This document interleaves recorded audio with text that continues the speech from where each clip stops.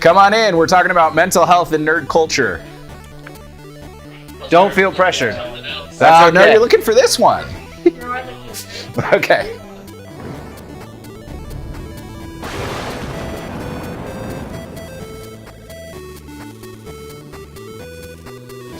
So I'm Trevor Sharon. I am a master's level student in counseling in Colorado Springs. I work for a company called Mayfield Counseling Centers in the Springs and have been working with them for 3 years on suicide prevention and mental health in the community. And I am one of the co-hosts of Praying for Superpowers. And I'm Peter Jordahl. I am the other host, Praying for Superpowers. I've known Trevor for 17 years. Mental health has played a big role in my life. I'm a sleep technician. I watch people sleep and I tell them what's wrong. Actually, I tell the doctor to tell them what's wrong, but that's not important. And I'm a big nerd, a little bit about everything. So I've watched all these shows and all these shows, but if you ask me details, probably won't know. So I help bring a lot of the nerd side into our show, which Trevor does as well. And Trevor brings in a lot of the mental health side. Yeah. And we both play off each other a lot. So. Yeah. So long friendship. We've been doing this show since September, August of last year. It's not very long. It's very much a hobby for us, something that we're also really passionate about. A lot of the time people ask, why are we called Praying for Superpowers? And Peter has a really great story which speaks to the reason. Yeah, so when I was a kid, I got bullied mercilessly all throughout middle school and high school, probably in elementary school, and I didn't even notice. But in middle school, I had a really bad day, and I came home from this really awful day, and I went out on my parents' back porch, just crying, and I was just like, God, please crash a biohazard chemical waste truck into my parents' backyard, irradiate me so that the people that make fun of me for being nerdy will be proven incorrect. Because superheroes are cool, and D&D is cool, and all these things that I made fun of for are cool. And that's what I wanted in that moment. And we built the show off that because we wanted to show the importance and the hidden intricacies, messages that are put into nerd culture by the authors. And this last January, it morphed into, actually we should be talking about the mental health that is in every type of nerd culture. Every show, every book, every movie, every comic, it talks about someone has something, because 1 in 4 people has a mental health disorder. And so that means every 4-person family, every D&D adventuring party has somebody who's struggling with some sort of mental health struggle. Statistically. And so we kind of found that our natural bent in Praying for Superpowers lean towards promoting mental and emotional wellness in our listeners, and there's something really beautiful about fantasy and sci-fi and comic books where it takes our humanity, our human experience, and it puts it in a place that is so different than our normal experience, and then exaggerate certain things. And so we get to see what bullying looks like to a superhero, but it's in a very different way. And it almost gives us the opportunity to feel it from an arm's length, where it's safe. We don't actually have to engage with it in our emotions, but we do get to see it and to learn some of the things. We always praise the superheroes who come back from utter destruction. I mean, if we just think about Infinity War. Infinity War ended pretty poorly for all of the heroes. Yes. And we're excited to see how they are going to come back, how they're going to figure it out, how they're going to make it past what they've been through. Yeah, there's nothing as quite as encouraging as seeing a hero come to a hopeless place where they've lost, they have nothing left, and somehow they make a comeback. That's why the music swells when blank character is on their knee getting pummeled by something, and then they rise up above it. I can probably point to a single moment in every Marvel movie alone of that happening. And the thing that's really cool is if we think about fantasy and fiction allowing us to see our own human experience from an arm's length, a safe place. Once we see that hero get up, we then can translate to us and say, I mean, Captain America stood up, and I want to be like Captain America. And yeah, he has a super soldier serum, but really it's just the story about a man who is given strength and ability, who then gets up under unobtainable goals or like it's just so out against him.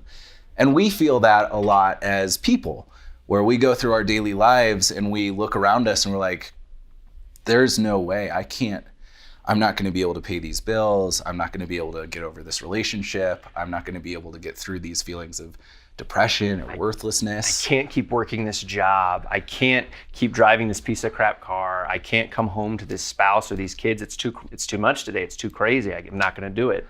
And then it comes to this point of like a catharsis and being able to have these heroes and villains at arm's length, where you can even subconsciously see their struggles and then their success from it. It really builds, I mean, for me, it builds in me. I can feel that desire to change because I can see it in these fictitious people. Yeah. So there's a really beautiful phrase that I love that is just, all behavior makes sense in its context. And I think there's something really beautiful about looking at the context differently. And so if we're able to take what's happening with our superheroes or in our fantasy novels or in the stories that we really love and find how they relate to our own stories, we become the hero of our own journey. And then we start identifying people in our lives who are our allies. And that's something that the nerd community does super well, of saying like, yeah, I'm going to be your ally. I'm going to work with you on this game or against you in this game, but we're going to have fun. It's such an accepting culture. And yet at the same time, it is so easy to live at a superficial level and to not actually engage with people on a level that we're needing for that connection. The brain does not fully develop unless it's in relationship with another human being. They've done neuroscience on it, and that is what they've found, that we were wired, designed, created, whatever you want to call it, for relationship. And it's not just, how's the weather? Or, hey, did you see the latest Umbrella Academy episode? It goes deeper than that. We need deeper relationship where we're seen, we're known, and we're understood. Yeah, we need community. And there's a reason why the 3 Spider-Man movies with Tobey Maguire, which I do love Sam Raimi, and I think those movies have their place in my heart. I think that character is just lacking so much compared to the Avengers, and even compared to the Justice League movies. However, doesn't matter your opinions on them. But just from the point of view of when you can see someone like Captain America interacting with someone like Iron Man, and their battles and their friendship and their back and forth and all of this that happens. Guardians of the Galaxy is probably my favorite example in a recent movie. Is their kinship, their community is the only thing that changes them. They're all pretty terrible people in their own right. And they decide as a group to be good people with a little bit of bad, a little bit of both. Some anti-heroism. Yeah, which is okay. Everyone has a little anti-hero in their own story. So, and I think that community, that's what makes a good story. We're starting a series on our show about your D&D character is mentally ill or is mentally unstable. Your D&D character is a psychopath. Yeah. So, and like, because a lot of people are like, I'm the lone wanderer. I go from city to city and I kill people and I take their stuff. And it's like, why? It's not interesting. It's not cool. It's not good. Why are you that what you go to? Yeah. Why aren't you like a city guard that retired but didn't want to stop serving justice? Like, come on, like pick something nice, you know? And we have a tendency to err towards the dark, the anti-hero. I think a lot of times in our own minds and our own stories, because we feel like we're alone. And the lone wanderer is such a powerful character. You know, the Aragorn, who's alone in the northern. No, dang it, I don't remember the name of it. Wow, that's what you're supposed to remember. That's my biggest nerd thing is Lord of the Rings. the Dunedain Ranger. And so, he's angry and grumpy and lonely, but then you get to meet him in the books, and he takes the mantle of king seriously, and he picks it up, and he stops being the lone wanderer, and he becomes the leader. And I think a lot of us, what we do is we put ourselves like, I am alone in this. I am on my own. I feel isolated in my life. And so you join an adventuring party, not just a metaphor, and you don't let yourself move away from being a lone wanderer. Yeah. And so you're constantly pushing against community, and you end up with a really bad movie with venom that no one wants to watch instead of like 24 movies. Yeah. Well, and I think it's really powerful when we can look at our adventuring parties that way, and just using that as an example, and realize that there's an aspect of fantasy when we're fighting the villain, we're fighting an aspect of ourselves. And so if it's a really good story, if it's really well written, what ends up happening is the villain stands for something. And it may not be super obvious. It might be as obvious as the villain's name is evil, or jealousy, or like something silly. Dark father. Yeah, right. Going through some daddy issues. But it can be more subtle. And when it is subtle, what we're doing is we're saying, I and this adventuring party are going to overcome the thing that is dark within me, the thing that I'm struggling with, the thing that I feel like I can't overcome.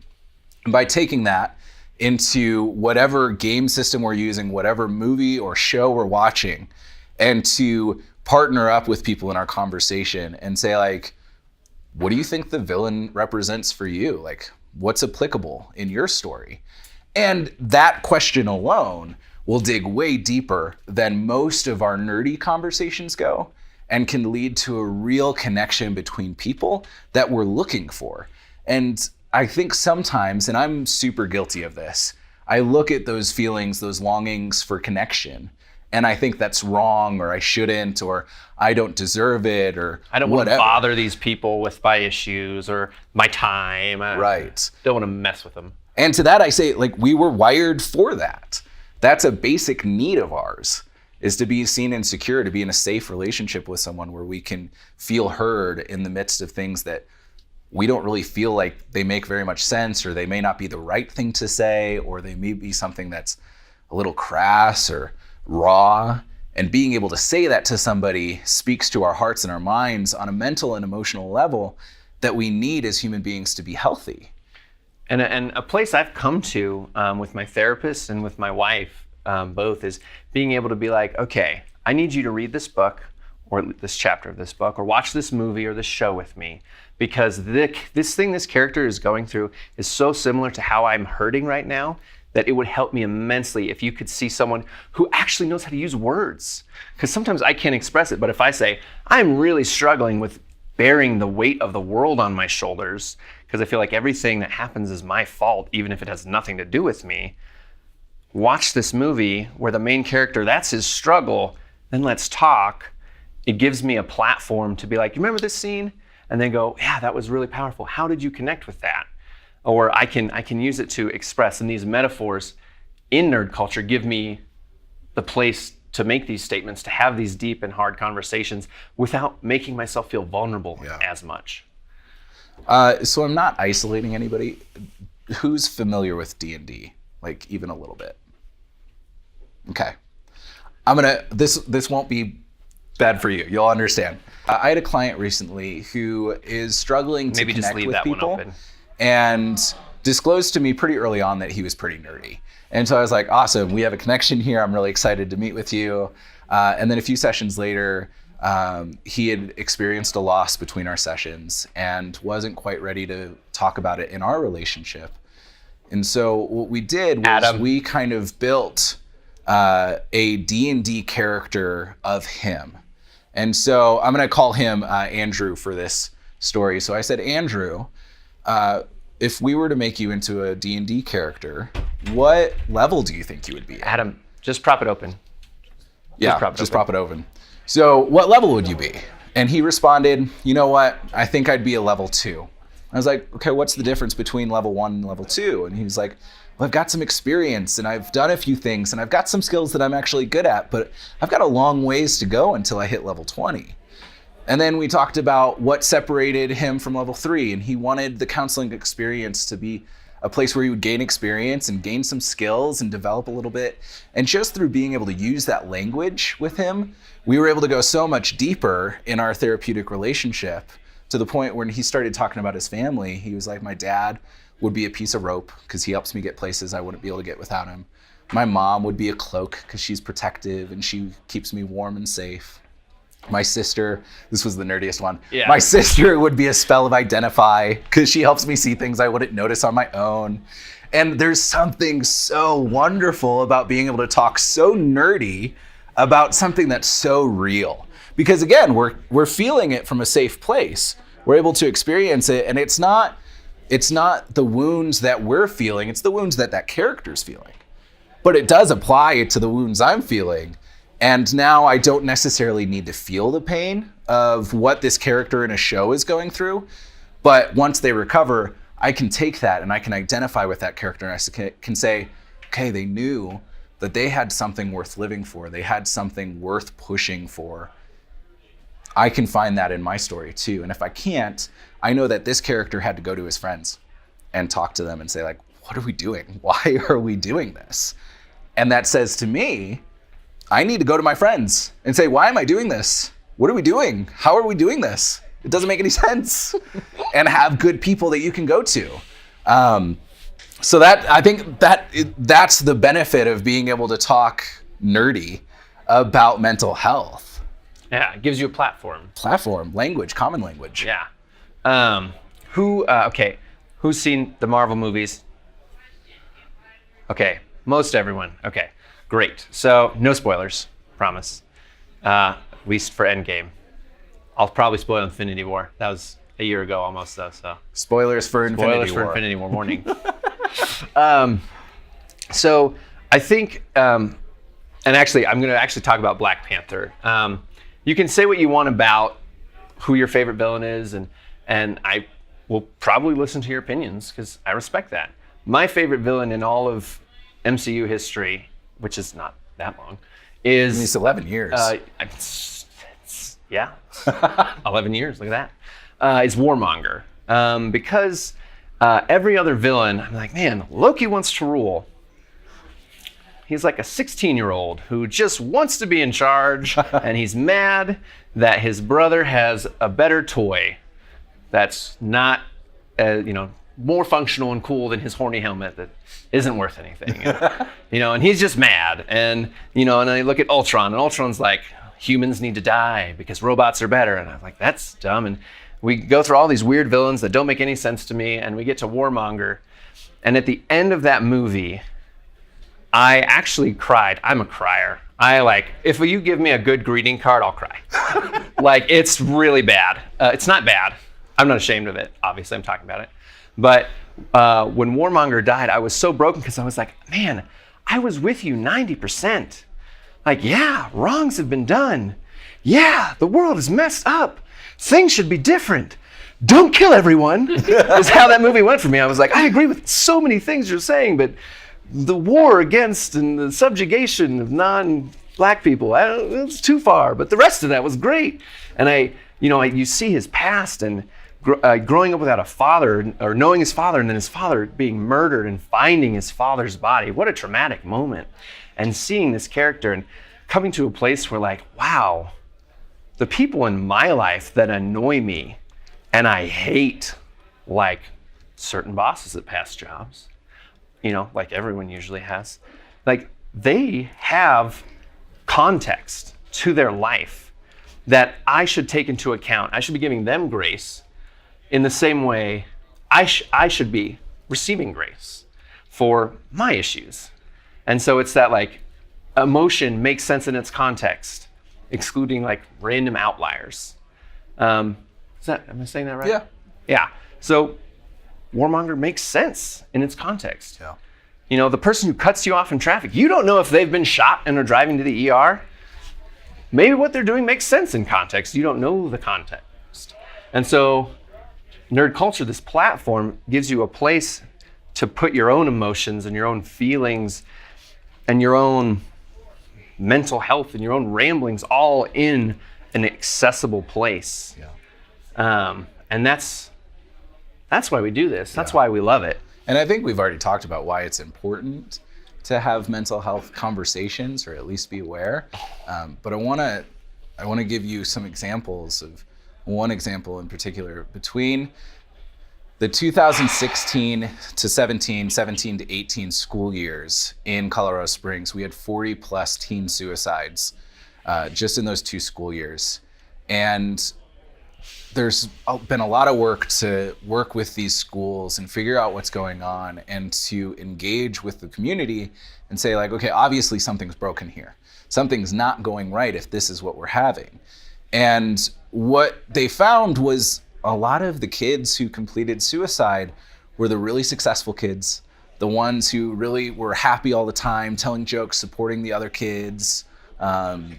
There weren't the normal warning signs. Yeah, the Robin Williams. Yeah, very people. much the Robin Williams. And the important message to us in the midst of that is that everyone is at risk at some point in their life. Everyone is at risk of a mental health disorder, emotional struggle, disappointment, failure, and loss, suicide, self-harm. Like, we are all vulnerable to these things in the world. Our hearts are not iron and clad, and we aren't Superman. And even Superman, like in some of the recent comic books, he's struggling with PTSD of not being able to save everyone around him. And so it's important for us to recognize that and say, one, I'm not invulnerable. I'm vulnerable to these things.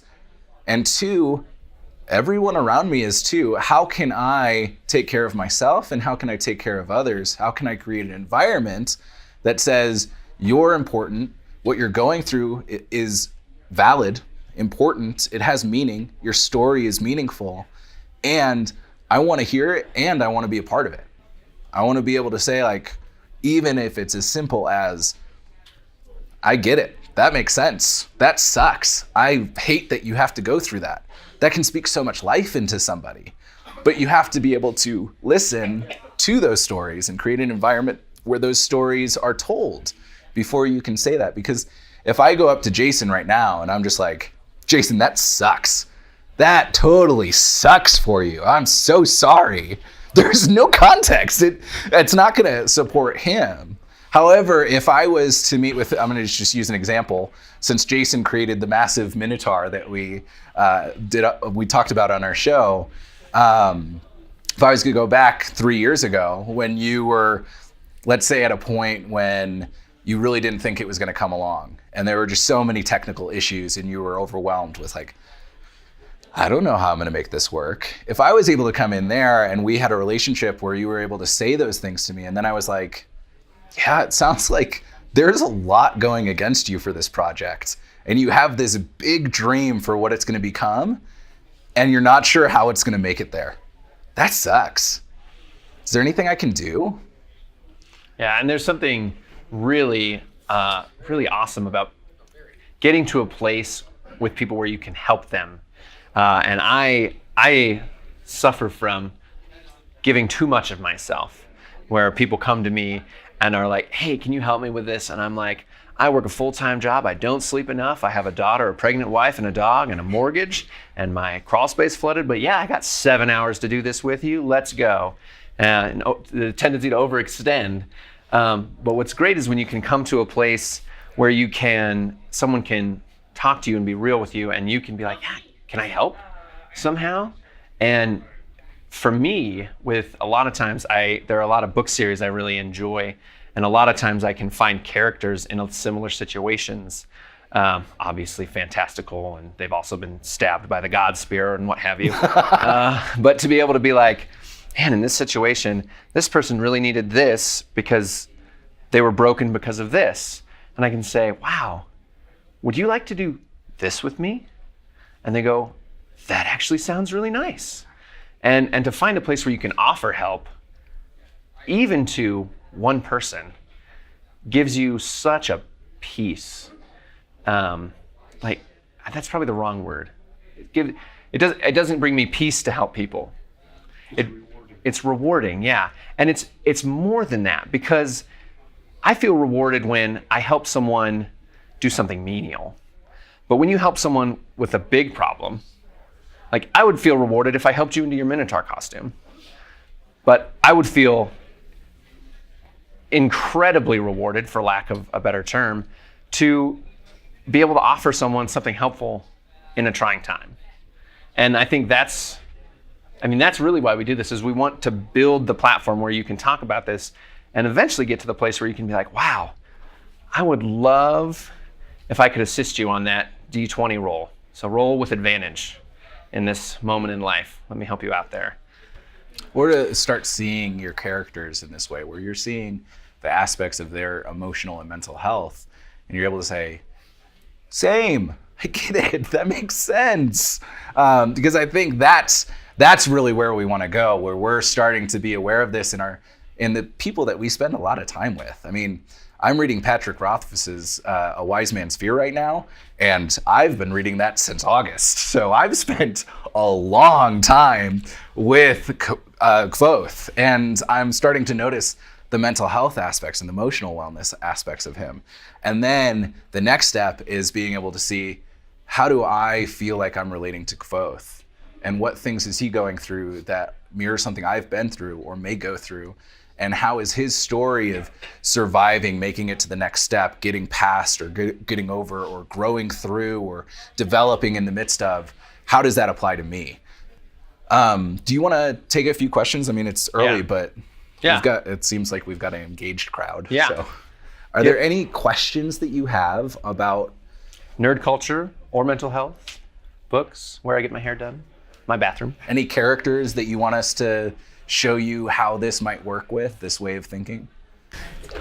So I work in the medical field, and I have this interesting thing that I like to do. It's like disabilities, where disabilities and psychology meet so much. Just like there's like one time I was like, what if the Hulk, his disability is he's mad and then he rages, and then like what's the psychological aspect of that? So can you talk about like some things I can mark how disability and psychology can actually connect? Totally. So the question is about the connection between disability and psychology, specifically with like the Hulk, who may struggle with rage. Because that's his superpower. Yeah. So it's like you can turn your like thing that is against you into your superpower. Yeah, it's strengths focused. Yeah. Strengths focused. And so what we're doing is we're looking at the Hulk is a superhero because he can be really mad and turn into this big guy who's super strong, strongest of them all. But there's also a real struggle to the Hulk's hulking, you know? Like, whatever you want to think about the MCU, and I'm always angry, that's fine. But there is some real emotional turmoil that Bruce Banner feels of, if I lose control of my emotions, I lose myself and become someone else. Which is such a great metaphor for so many people. I feel like I see it a lot in my field, where and even in my own life, like personally, where I can be like, I'm in control. I got control of this. It's fine. And the stress is building, but I've still got it. And then suddenly it's too much, and I snap. Something happens, and it's never good. And I become this rage monster.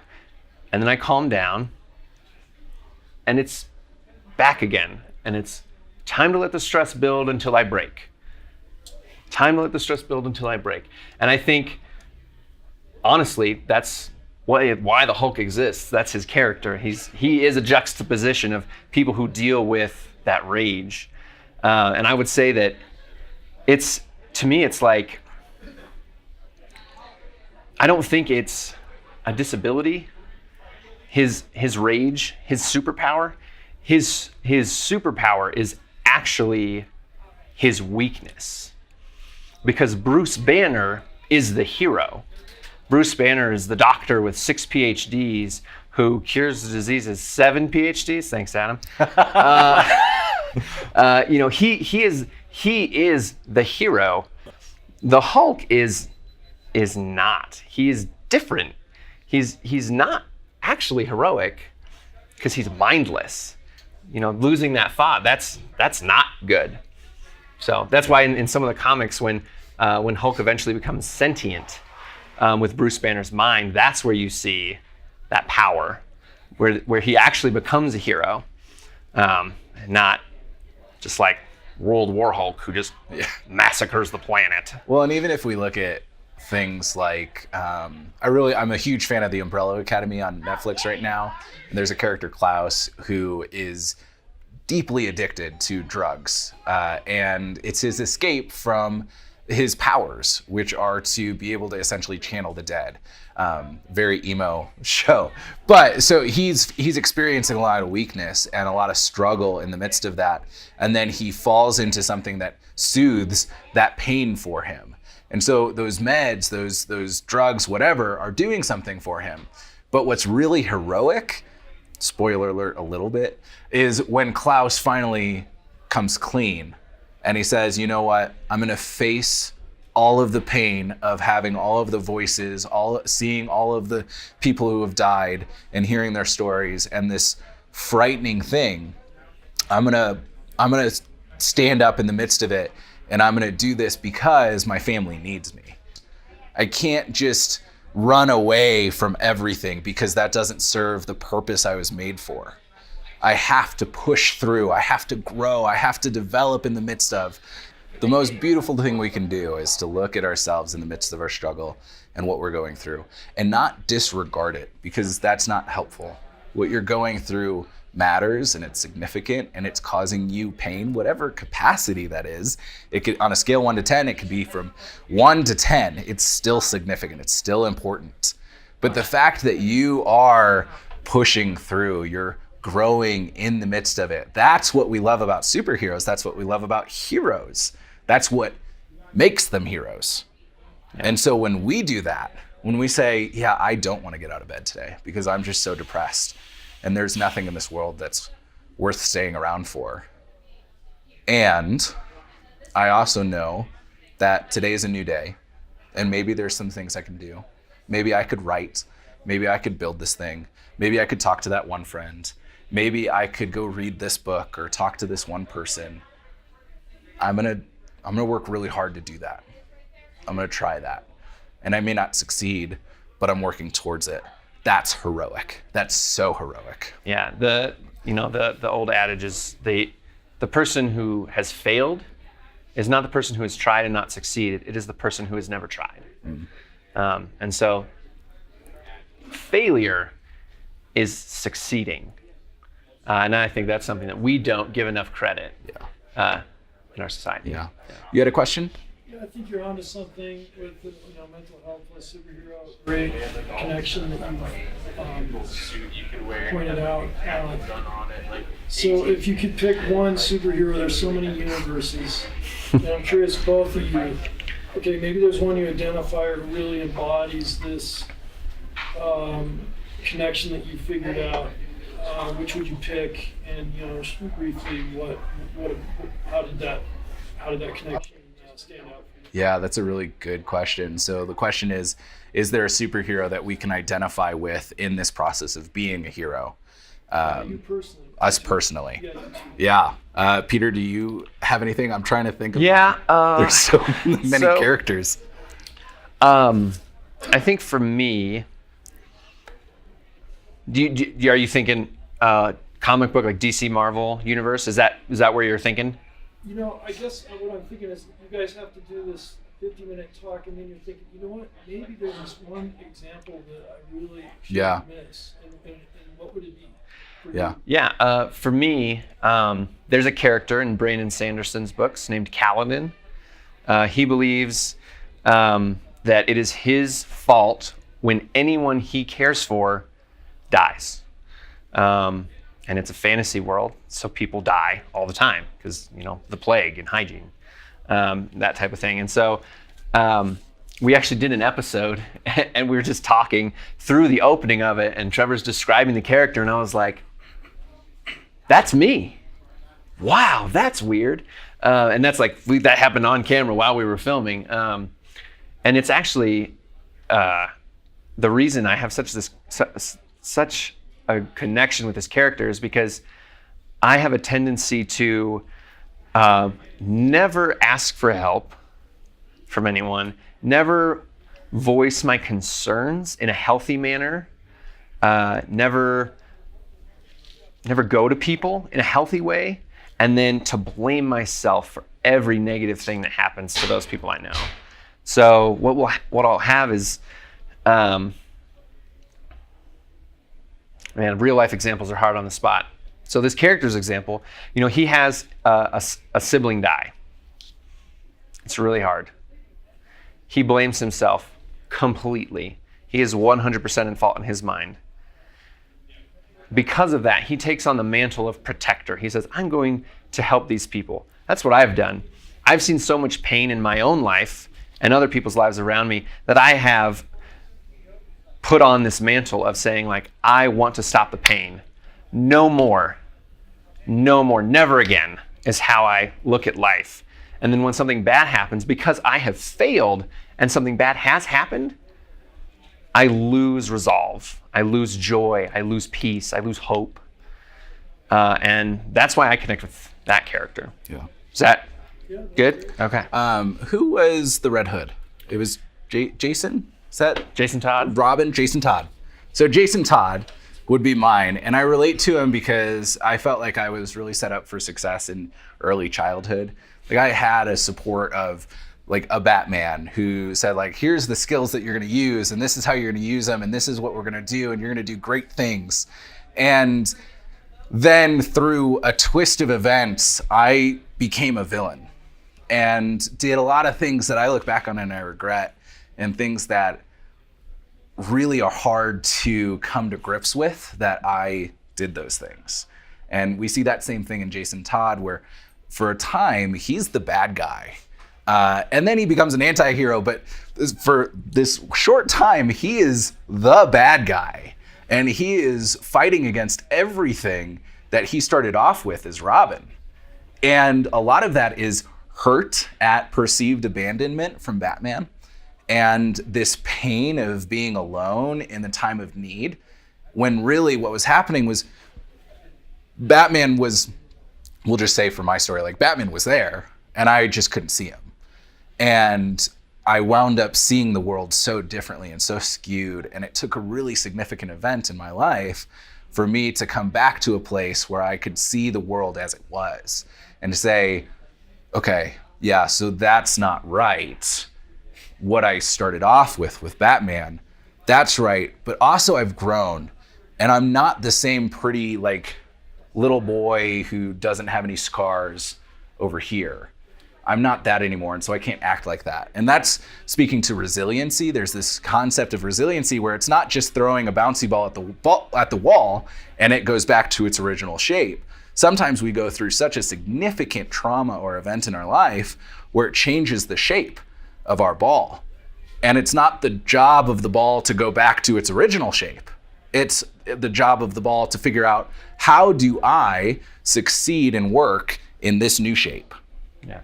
There's the idea of redemption. Loki's redemption is a great example. Number one bad guy in the Avengers movie, and his story completely changes as the movies go on. And I think a lot of times at least what I tend to do, I don't want to put anything on you guys, but what I will tend to do is, man, I really want to heal from this. And so my innate response is to go back to what I was, because that's familiar and healthier, but I've changed, I've grown. And so the thing with redemption, the thing with finding your new shape, finding out how you're useful in this new place, is moving from a place of, man, I was here as Robin, and I got really broken as the Red Hood, but I grew. And I grew through trauma. I grew through hard times. I'm not that anymore. I'm stronger. I'm stronger than that. And so it becomes terrifying to take that next step into something new. It's like, it's like a leap of faith. You have to just try. And that's why we love those storylines, is because you see a character fail, hurt, do evil, and then when they are finally redeemed, even if that redemption ends in their death, you are happy. You're proud. You're excited. You're proud. You're glad. You're not, and you may mourn at the death of the character. Appropriately. Yeah, appropriately. But to see someone overcome, I think for a lot of people is actually the reason that they get so excited when that character does it, is because you're like, man, I wish I could do that. I want to take that step, but I'm too scared. I'd rather go back to who I was, because that's terrifying. And I think Jason Todd is a great example for you.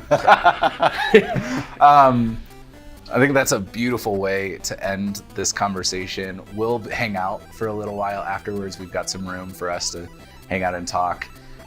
We'd highly recommend checking out our channel. We're growing. We're still developing. We're still babies in this community and figuring things out along the way. Don't watch our Star Trek episode. Actually, I'm going to remove it. We're not perfect in any way, but we are trying and we're working at it, and we want this conversation to grow and would love your engagement in that. Thanks for coming.